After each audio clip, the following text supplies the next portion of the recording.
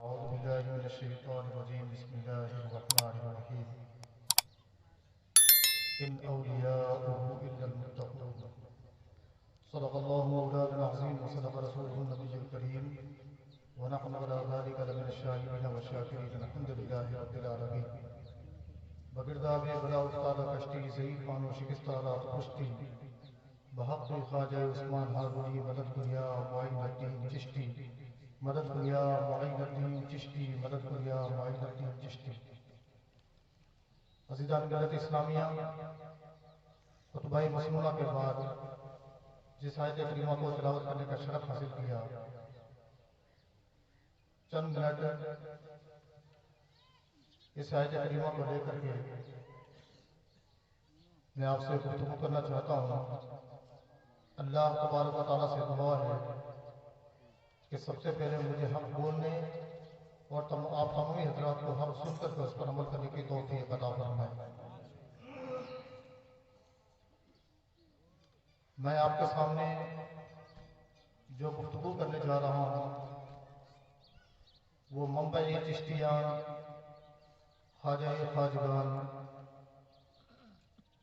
رئیس الفقراء، رئیس درویشاں، حضرت خواجہ خواجگان، بانی چشتیان، غریب نواز معین الدین حسن سنجری رضی اللہ تعالیٰ عنہ کے تعلق سے چند باتیں آپ کے سامنے پیش کروں گا، اس لیے کہ ہم سب کو معلوم ہے کہ یہ مہینہ جس عظیم شخصیت کی طرف منسوب کیا جاتا ہے وہ ہندوستان کا سلطان الہند عطائے رسول حضور غریب نواز اجمیری رضی اللہ تعالیٰ عنہ کی ذات گرامی ہے۔ حضرت غریب نواز کے تعلق سے آپ سنتے رہتے ہیں، لیکن پھر بھی ان کی یاد کو تازہ کرنے کے لیے کچھ ضروری باتیں جو ہم سب کو ایک مسلمان ہونے کے ناطے اور ان کا ممنون و مشکور ہونے کے ناطے یاد رکھنا ازحد ضروری ہے، وہ چیزیں میں آپ کے سامنے پیش کرنا چاہتا ہوں۔ عزیزان ملت اسلامیہ، یاد رکھیں ہندوستان کے اندر اسلام کی یہ جو بہار آئی ہے، اس بہار کو لانے میں اور اسلام کا چہرہ صاف کرنے میں ہندوستان کے اندر اگر کسی شخصیت کا نام آتا ہے تو وہ میرے غریب نواز حضور خواجہ خواجگان کی ذات گرامی ہے۔ آج حضور غریب نواز کی ذات ہندوستان کے اندر نہ آئی ہوتی تو شاید اس طرح سے جو اسلام کی بہار اور ریل پیر ہمارے سامنے ہندوستان میں نظر آ رہی ہے، میرے خیال سے یہ اپنے کو دیکھنے میں نہ ملتی۔ اس لیے بڑا شکریہ ادا کرنا چاہیے، بڑا احسان ماننا چاہیے اس غریب نواز کا جس کو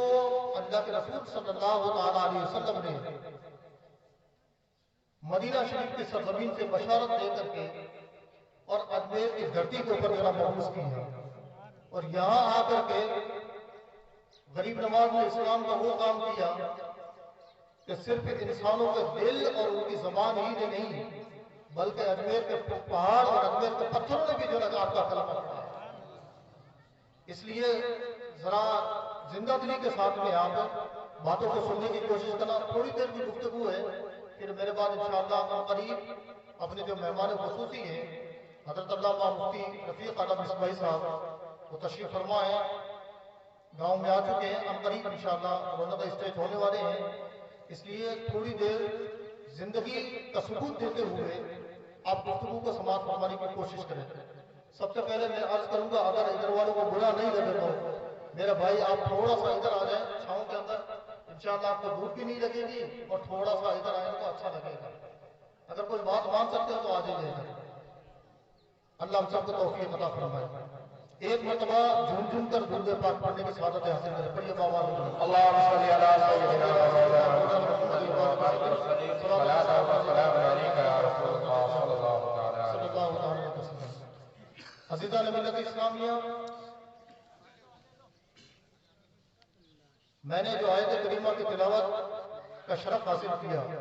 اللہ پاک قرآن پاک میں ارشاد فرماتا ہے ان اولیاءہ الا المتقون، اللہ کے بندوں میں سے تقوی اور پرہیزگاری اختیار کرنے والے ہیں تو سب سے نمایاں جو ذات آتی ہے وہ اولیاء کرام، اللہ کے ولیوں اور اللہ کے دوستوں کی جماعت سامنے آتی ہے۔ آپ دیکھ لیجئے تاریخ اٹھا کر کے اور اپنے ماتھے کی آنکھوں سے اولیاء کرام کے اندر جس طرح کا تقوی اور پرہیزگاری پائی جاتی تھی، ہما شما کے اندر، ہم اور آپ کے اندر میں سمجھتا ہوں کچھ پرسنٹ بھی جو نا اپنے اندر وہ تقوی اور پرہیزگاری نہیں پائی جاتی ہے۔ اولیاء کرام کا جو نا کھانا پینا دیکھیں، ان کا اٹھنا بیٹھنا دیکھیں، چلنا پھرنا دیکھیں، اور اسی طرح سے ان کا اوڑھنا بچھونا وغیرہ سب دیکھیں، ساری چیزیں جو نا اولیاء کرام کی ہم سے جو نا مختلف نظر آتی ہے۔ یہی وجہ ہے کہ جب اولیاء کرام کا کھانا پینا رہنا سہنا اس طرح سے پاک و صاف تھا تو اس کی وجہ سے بندہ زبان سے بولتا نہیں تھا، اس سے پہلے اللہ تبارک و تعالیٰ اس کی دعا کو قبول فرما لیتا تھا۔ غریب نواز نے اپنے ہاتھوں کے ذریعے سے لوگوں کو اسلام نہیں قبول کروایا ہے۔ غریب نواز نے کوئی تلوار کے بلبوتے پر لوگوں کو اسلام نہیں قبول کروایا ہے، بلکہ غریب نواز کی زبان تھی اور صاف دل تھا، اس کی وجہ سے لوگ کلمہ پڑھتے تھے۔ اور پتہ ہے کتنے لوگوں نے کلمہ پڑھا؟ غریب نواز اکیلے کی ذات ہے، 90 لاکھ لوگوں نے جو نا ہندوستان کی سرزمین پر جو نا کلمہ پڑھا، 90 لاکھ لوگوں نے۔ آج ہم اتنے سارے مسلمان ہو کر کے کسی غیر مسلم کو جو نا کلمہ نہیں پڑھا سکتے، لیکن غریب نواز کی جنازات کے اوپر قربان جائیے، اکیلے غریب نواز ہے۔ اور غریب نواز کا دور کیسا دور تھا؟ اتنا بھینکر دور تھا کہ ہندوستان کے اندر جو نا کوئی مسلمان سر اٹھا کر کے بات نہیں کر سکتا تھا۔ ایسے بھینکر اور خطرناک دور میں اللہ تبارک و تعالیٰ نے حضرت غریب نواز کو جو نا اجمیر کی دھرتی کے اوپر جو نا مبعوث فرمایا۔ سب سے پہلا غریب نواز کے تعلق سے آپ جانیں، آپ کی جب پیدائش ہوئی تو اس وقت 533 ہجری کا زمانہ تھا۔ ابھی 1444 ہجری چل رہی ہے نا، 533 ہجری میں آپ سنجر کی سرزمین پر جو نا پیدا ہوئے، اور 637 ہجری میں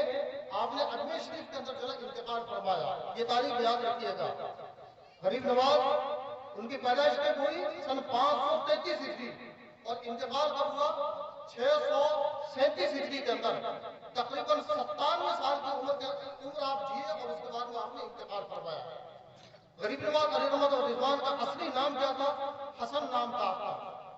حسن۔ اور جس جگہ پر پیدا ہوئے اس جگہ کا نام جو وہ سنجر تھا۔ غریب نواز رحمت اللہ علیہ کے والد گرامی کا نام سید غیاث الدین علیہ رحمت و رضوان تھا۔ اللہ کے بہت بڑے ولی تھے، متقی اور پرہیزگار تھے۔ اور آپ کی والدہ کا نام ماہدور رضی اللہ تعالیٰ عنہ تھا۔ یہ حضور غریب نواز رضی اللہ تعالیٰ عنہ کا مختصر جو ہے یہ شجرہ ہے۔ حضرت غریب نواز علیہ رحمت و رضوان کی تاریخ بتاتی ہے کہ آپ اپنے والد کی طرف سے جب سلسلہ جوڑتے، رشتہ جوڑتے،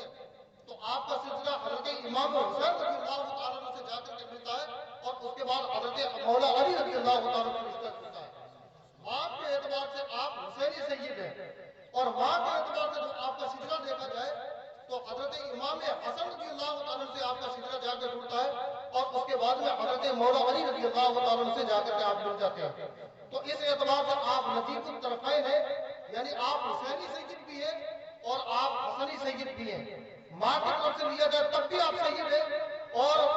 باپ کی طرف سے لیا جائے تب بھی جو ہے آپ سید ہیں۔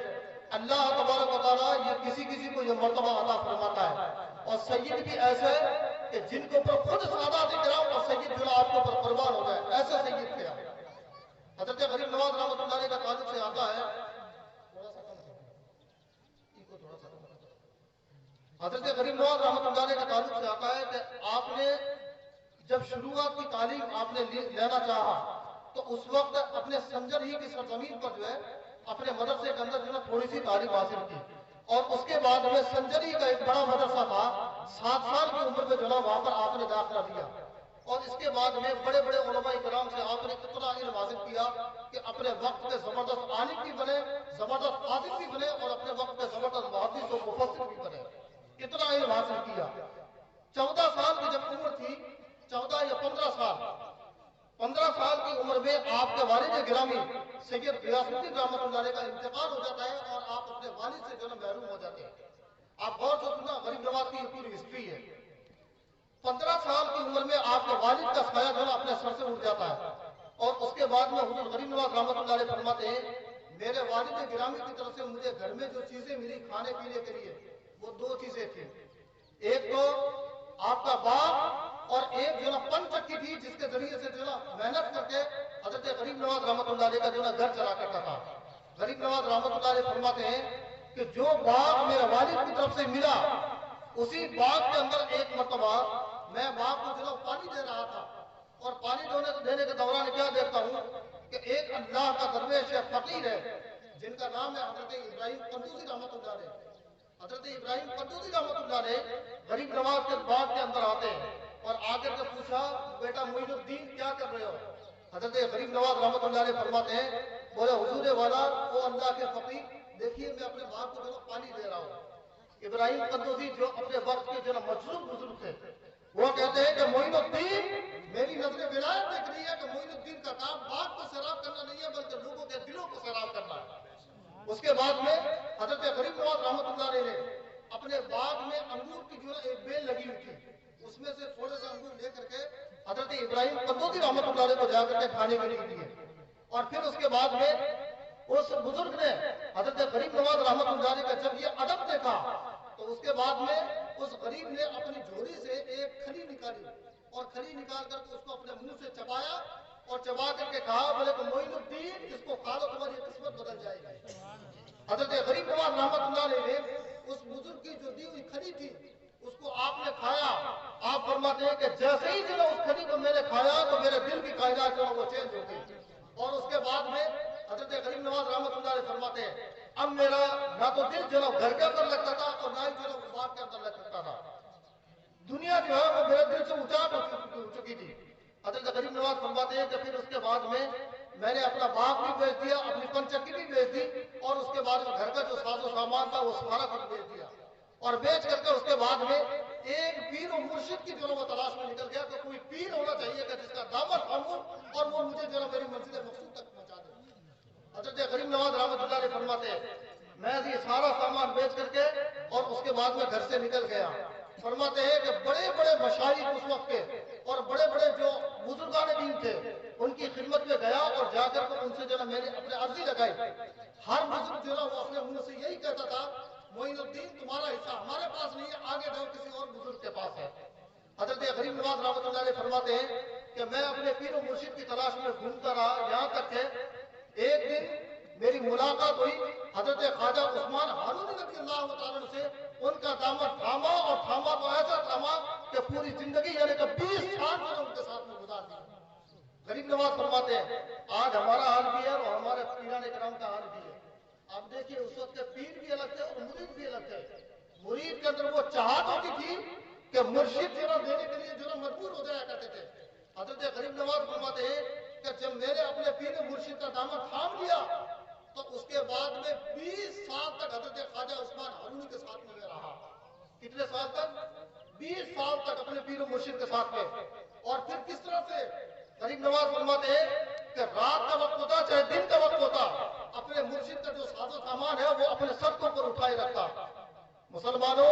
جب کوئی بندہ اپنے پیر کا اس طرح سے احترام کرتا ہے اور اپنے مرشد کا جو اس طرح سے احترام کرتا ہے تو پھر مرشد بھی وہ چیزیں دیتا ہے کہ اس کے بعد پھر مرید کو کوئی کمی نہیں رہتی ہے۔ اور جب مرید کے اندر یہ ادب نہ ہو تو پھر پیر اور مرشد سے اپنے کو کیا ملے گا؟ غریب نواز اور رحمت اور رضوان کی ذات دیتی ہے کہ 20 سال تک آپ نے اس طرح سے خدمت کی کہ رات دن تک اپنے پیر و مرشد کا سامان اپنے سر پر اٹھائے رکھا۔ غریب نواز فرماتے ہیں کہ پھر میرے پیر و مرشد نے جب مجھے کمال تک پہنچا دیا تو اس کے بعد میں کہا بولے غریب نواز معین الدین اب چلتے ہیں حرم شریف کی سرزمین پر کعبہ مطہرہ کے پاس میں۔ حضرت غریب نواز علیہ رحمت و رضوان کو یہاں سے لے کر کے جاتے اور کعبہ معظمہ کے پاس میں میزاب رحمت کے نیچے غریب نواز فرماتے ہیں کہ میرے پیر و مرشد نے میرا ہاتھ پکڑ کر کے کہا اے اللہ معین الدین کو یہاں تک پہنچانا میرا کام تھا، اس سے آگے پہنچانا تیرا کام ہے۔ غیب سے آواز آئی تیرا معین الدین کو ہم نے قبول کر لیا ہے اور اس کو وہ مرتبہ عطا فرمایا ہے کہ انشاءاللہ تبارک و تعالیٰ معین الدین کے سامنے کہیں پر بھی اڑچن نہیں آئے گی۔ حضرت غریب نواز رحمت اللہ علیہ کو کعبہ شریف سے جب آپ کو مقبولیت مل گئی تو اس کے بعد میں حضرت خواجہ عثمان ہارونی رحمت اللہ علیہ مدینہ شریف کی سرزمین کو لے کر کے جاتے اور حضور صلی اللہ علیہ وسلم کے روزے کے سامنے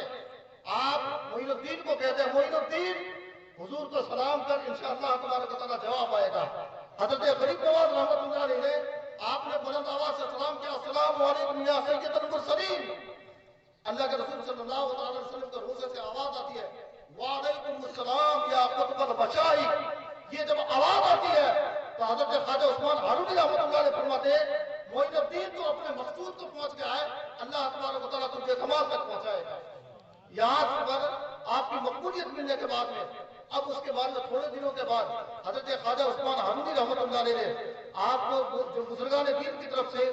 جو آپ کو برکات ملی تھی اور جو تبرکات تھے اور خرقہ خلافت تھا وہ سارا کچھ جو ہے معین الدین اجمیری کو سپرد کر دیا اور کہا معین الدین مجھے جو تجھے کمال تک پہنچانا تھا وہ میں نے تجھے پہنچا دیا، اب اللہ تبارک و تعالیٰ کو تجھے حوالے کرتا ہوں۔ حضرت خواجہ غریب نواز رحمۃ اللہ علیہ فرماتے ہیں میرے پیر و مرشد نے جب مجھے اجازت دے دی تو تھوڑے دنوں کے بعد میں پھر میں واپس جو نا حرم شریف کی سرزمین پر آیا اور یہاں پھر جو مجھے آواز آئی غیب سے معین الدین ہم نے تجھے قبول کر لیا ہے، اللہ تبارک و تعالیٰ کی جانب سے غیب سے آواز آتی ہے معین الدین تو اپنا کام کر، تیرا کام جو نا وہ پائے تکمیل تک پہنچے گا۔ حضرت غریب نواز رحمۃ اللہ علیہ فرماتے پھر میں مدینے کی سرزمین پر گیا، مدینے میں جا کر کے میں رات کا وقت تھا اور میری آنکھ لگ جاتی ہے، خام میں سفر غالب صلی اللہ علیہ وسلم تشریف لاتے ہیں اور آپ فرماتے ہیں معین الدین اجمیر کی ولادت ہندوستان کی ولایت جو تمہیں عطا فرمائی ہے، ہندوستان جاؤ اور وہاں جا کر کے اسلام کا کام کرو۔ حضرت غریب نواز رحمۃ اللہ علیہ کی آنکھ کھلتی ہے، آپ سوچ میں پڑ جاتے ہیں نہ میں نے ہندوستان دیکھا ہے نہ اجمیر دیکھا ہے، اجمیر پہنچوں کیسے؟ پھر آپ کی آنکھ لگتی ہے، رسول اکرم صلی اللہ علیہ وسلم خان میں تشریف لاتے ہیں اور آ کر کے آپ فرماتے کہ معین الدین یہ انار ہے، یہ اپنے پاس میں رکھ، اور اس کے بعد میں اللہ کے رسول صلی اللہ علیہ وسلم نے اجمیر اور ہندوستان کا جو پورا راستہ ہے یہ سارا راستہ آپ کو خواب کے اندر جو پورا نقشے کے ساتھ میں ملاحظہ فرما دیا۔ اور اس کے بعد میں حضرت غریب نواز رحمۃ اللہ علیہ مدینہ شریف سے اجازت لے کر کے اور اس کے بعد میں ہندوستان کی سرزمین پر آتے تو سب سے پہلے لاہور کی سرزمین پر آتے ہیں داتا گنج بخش لاہوری رحمۃ اللہ علیہ کے دربار میں، وہاں آ کر کے آپ نے 40 دن تک چلہ کیا اور چلہ کیا۔ اس کے بعد میں آپ فرماتے ہیں بولا اس مزار والے سے، اس بزرگ سے جو مجھے مرتبہ ملا ہے اور جو مجھے فائدہ ملا ہے میں اپنی زبان سے بیان نہیں کر سکتا۔ حضرت غریب نواز رحمۃ اللہ علیہ کو داتا گنج بخش لاہوری رحمۃ اللہ علیہ سے جب یہ فیض ملتا ہے تو اس کے بعد میں دلی سے ہوتے ہوئے آپ اجمیر کی سرزمین پر آتے ہیں۔ دلی اور اجمیر آنے کے بعد میں آپ نے اسلام کا بڑا زبردست کام کیا، بڑے بڑے جادوگر تھے اور اپنے وقت کے بڑے بڑے مہنت تھے، ان سب سے آپ نے مقابلہ کیا اور ان کو جو ہے آپ نے کلمہ پڑھایا۔ ایک مہنت کا جن کا نام تھا رام دیو، حضرت غریب نواز رحمۃ اللہ علیہ سے جب مقابلہ ہوتا ہے تو آپ کے قدموں کے اندر پڑ جاتا ہے اور اس کے بعد میں کلمہ پڑھ کر کے مسلمان ہو جاتا ہے۔ اس کے بعد میں سب سے بڑے جادوگر جس سے آپ کا مقابلہ ہوتا ہے وہ جوگی جے پال، حضرت خواجہ غریب نواز رحمۃ اللہ علیہ سے اس نے اپنے بڑے بڑے کرشمے اور بڑے بڑے جادو لے کر کے مقابلہ کیا، لیکن حضرت غریب نواز رحمۃ اللہ علیہ کی جب نظر ولایت اس کے اوپر پڑی تو وہی جوگی جے پال جس کو غریب نواز رحمۃ اللہ علیہ نے مسلمان کر کے اور اس کے بعد اس کا نام جو ہے عبداللہ بیابانی رکھا، جب یہ جوگی جے پال مسلمان ہو گیا تو اس کے بعد غریب نواز رحمۃ اللہ علیہ سے عرض کیا بولے حضور والا مسلمان تو ہو گیا ہوں لیکن یہ کہ میری کئی ایک چیزیں شرط ہے۔ حضرت غریب نواز نے فرمایا بولو کیا شرط ہے؟ وہ بندہ کہتا ہے بولا غریب نواز میری اچھا یہ ہے کہ میں قیامت تک زندہ رہوں۔ حضرت غریب نواز رحمۃ اللہ علیہ فرماتے ہیں مراقبہ کیا اور اس کے بعد میں آپ نے فرمایا جا اللہ تبارک و تعالیٰ نے جو تیری نیت تھی وہ تجھے عطا فرمائی۔ چنانچہ عبداللہ بیابانی کے تعلق سے آتا جس کو جوگی جے پال کہتے ہیں، یہ قیامت تک زندہ رہے گا اور آج بھی اجمیر کے پہاڑوں کے اندر جو ہے وہ بندہ موجود ہے۔ حضرت غریب نواز رحمۃ اللہ علیہ فرماتے ہیں اجمیر کے پہاڑوں کے اندر اگر کوئی بندہ راستہ بھول جائے عبداللہ بیابانی کو یاد کرے وہ تجھے راستہ دے گا، اور اگر کوئی بندہ بھوکا ہو تو عبداللہ بیابانی کو یاد کرے، اللہ تبارک و تعالیٰ غیب سے ایک بندہ بھیجا ہوگا اس کے ذریعے سے تجھے رزق ملے گا۔ عزیزان ملت اسلامیہ، غریب نواز نے کتنے بڑے بڑے کٹر لوگوں کو جو مسلمان کیا۔ آج ہم اپنے اندر بھی چینجنگ کریں، اگر ہماری زبان صاف ہو جائے گی، ہمارا دل صاف ہو جائے گا تو انشاءاللہ تبارک و تعالیٰ یہی تاثیر ہے غلامان خواجہ کے اندر بھی انشاءاللہ تبارک و تعالیٰ پیدا ہونے لگ جائے گی۔ اس لیے مسلمانوں غریب نواز کا اگر آپ نے دامن تھاما ہے تو اچھی طرح سے دامن تھاما کرے اور غریب نواز نے جو کر کے دکھایا ہے وہ کرنے کی کوشش کرے، ورنہ کتنے ہی نعرے لگا لو، جب تک آپ کے اندر غریب نواز کی باتیں نہیں آئے گی، غریب نواز کا راستہ نہیں آئے گا، اس کے اوپر چلنا نہیں سیکھو گے، تب تک غریب نواز کی وہ تاثیر آپ کے اندر پیدا نہیں ہو سکتی، چاہے 1000 نعرے لگا لیں۔ عزیزان ملت اسلامیہ، حضرت غریب نواز رحمت اللہ علیہ کی بڑی کرامتیں ہیں، بہت بڑی کرامتیں ہیں۔ آپ کے غریب نواز رحمت اللہ علیہ کے دو سب سے بڑے مرید ہوئے ہیں، سب سے بڑے مرید، ویسے تو آپ کے بہت سارے مرید اور خلیفہ ہیں، لیکن دو سب سے بڑے جو مرید اور خلیفہ ہیں، ان میں سے ایک کا نام حضرت خواجہ قطب الدین بختیار کاکی رحمۃ اللہ علیہ جو بیرون شریف دلی کی سرزمین پر ہے، اور دوسرے خلیفہ کا نام حضرت صوفی حمید الدین ناظم رحمۃ اللہ علیہ۔ یہ دونوں بے مثال ولی تھے، اپنے وقت میں بے مثال ولی تھے۔ حضرت خواجہ قطب الدین بختیار کاکی رحمۃ اللہ علیہ کا تعلق سے آتا ہے کہ ایک مرتبہ دلی کا جو بادشاہ تھا سلطان شمس الدین التمش، وہ آپ کا مرید تھا، اس کے ساتھ میں آپ شعر کر رہے تھے، اور آپ کے ساتھ میں جو بہت سارے وزیر تھے اور آپ کے بہت سارے غلام تھے۔ ایک عورت آتی ہے اور آ کر کے کہتی ہے سلطان شمس الدین التمش کو، او بادشاہ تیرا یہ مرید ہے، اس مرید نے جو میرا حال کیا وہ دیکھ رہے ہو؟ حضرت سلطان قطب الدین بختیار کاکی رحمۃ اللہ علیہ فرماتے ہیں، آپ فرماتے ہیں کیا ہوا؟ وہ عورت کہتی ہے، بولا اس بندے نے میرے ساتھ منہ کالا کیا جس کی وجہ سے جو میں حاملہ بن گئی ہوں۔ سلطان شمس الدین چوک جاتا ہے، بولے کہ یہ کیا بات ہوئی؟ حضرت خواجہ قطب الدین بختیار کاکی رحمۃ اللہ علیہ وہیں پر دلی میں بیٹھے ہوئے حضرت غریب نواز رحمۃ اللہ علیہ کو یاد کرتے۔ غریب نواز اس وقت اجمیر کی سرزمین پر تھے، آپ دلی جاتے اپنی ولایت کے جو وہ بھروسے پر، وہاں پہنچتے ہیں اور وہاں پہنچ کر کے کہتے ہیں قطب الدین کیا بات ہے پریشان کیوں؟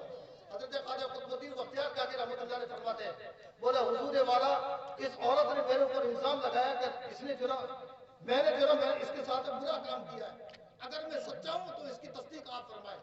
حضرت غریب نواز رحمۃ اللہ علیہ اس عورت کو مخاطب کر کے فرماتے ہیں، بولے اے عورت جھوٹ مت بول، جو سچی بات ہے وہ بتا دے، ورنہ ابھی تیرا راز جو ان کے سامنے کھل جائے گا۔ حضرت خواجہ قطب الدین بختیار کاکی رحمۃ اللہ علیہ کے سامنے وہ عورت کہتی ہے، بولے بتا دیجیے جو حقیقت ہے۔ حضرت غریب نواز رحمۃ اللہ علیہ اس عورت کے پیٹ کی طرف اشارہ کر کے کہتے ہیں، بولے او پیٹ کے اندر والے تو ہی بتا کہ قطب الدین نے تیرے ساتھ میں غلط کام کیا ہے یا نہیں۔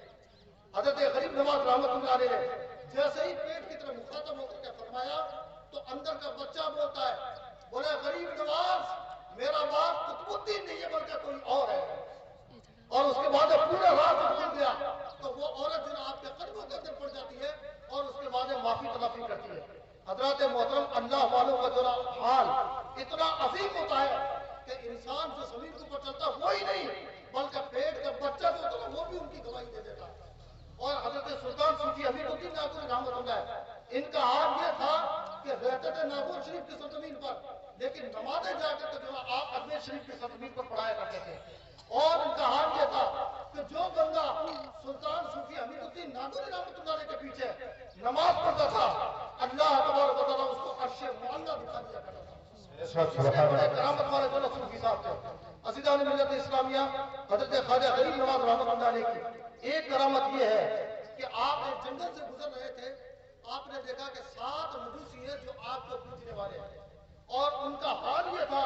کہ 6 مہینے تک جو وہ اپنے جادو کی بنیاد پر جو کچھ کھایا نہیں کرتے تھے۔ حضرت غریب نواز رحمۃ اللہ علیہ جب ان کے پاس سے گزرے، حضرت غریب نواز نے فرمایا تم لوگ آپ کو کیوں پوچھ رہے ہو؟ تو ان لوگوں نے کہا ہماری نیت یہ ہے کہ کل قیامت کے دن یہ آگ ہمیں جلائے گی نہیں، اس وجہ سے ہم اس کی پوجا کریں۔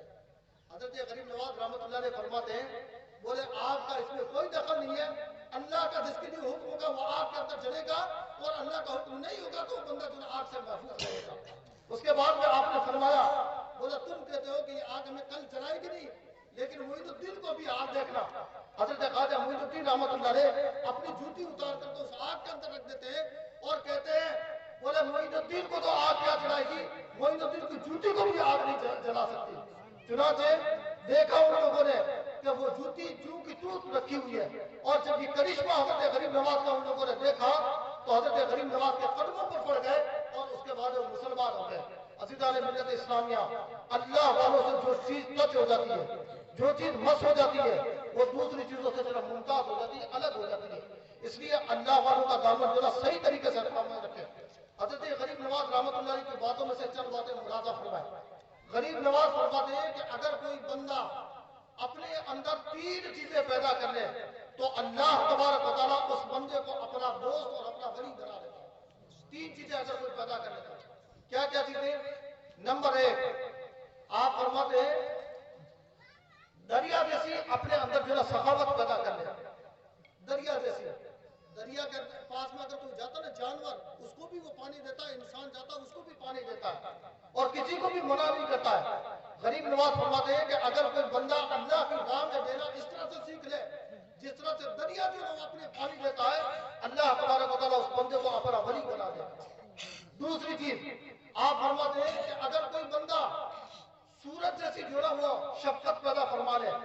سورج جو ہے وہ ہر ایک کے اوپر جلتا ہے اور ہر ایک کو جو ہے وہ اپنے چراغ ہونا ثابت کرتا ہے، اسی طرح سے اگر کوئی بندہ اپنے اندر نرمی پیدا کر لے، اللہ تبارک و تعالیٰ اس کو وقت کا ولی بنا دے گا۔ تیسری چیز آپ فرماتے ہیں کہ اگر کوئی بندہ زمین کی طرح اپنا سینہ بنا لے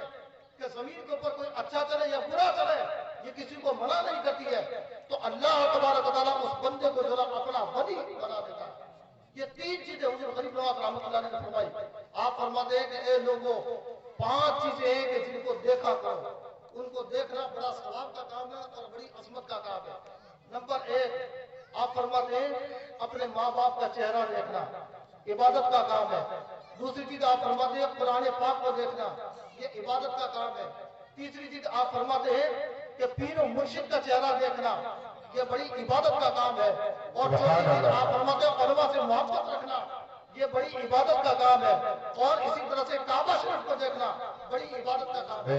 غریب نواز رحمۃ اللہ علیہ فرماتے ہیں کہ ایک شخص تھا جو بڑا فاسق و فاجر اور بدکار شخص تھا، لیکن جب اس کا انتقال ہو گیا تو کسی نے خواب میں دیکھا کہ وہ بندہ جنت کے اندر حاجیوں کا جو گروہ ہے، حاجیوں کی جو جماعت ہے ان کے ساتھ میں ٹہل رہا ہے۔ حضرت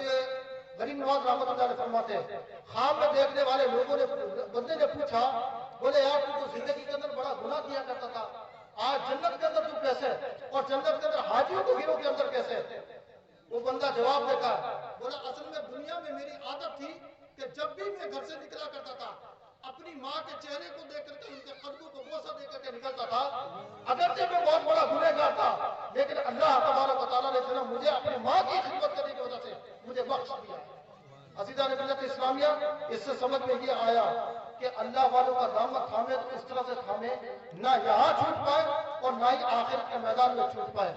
دعا ہے کہ اللہ تبارک و تعالیٰ حضور غریب نواز کے نقش قدم پر ہم سب کو چلنے کی توفیق عطا فرمائے اور ان کے صدقے میں ہم تمام لوگوں کی بخشش فرمائے، اور انہوں نے جو فرمایا اس پر عمل کرنے اور انہوں نے جس چیز سے منع کیا ہے اس سے بچنے کی توفیق عطا فرمائے۔ وآخر دعوانا الحمدللہ رب العالمین۔ السلام علیکم ورحمۃ اللہ وبرکاتہ۔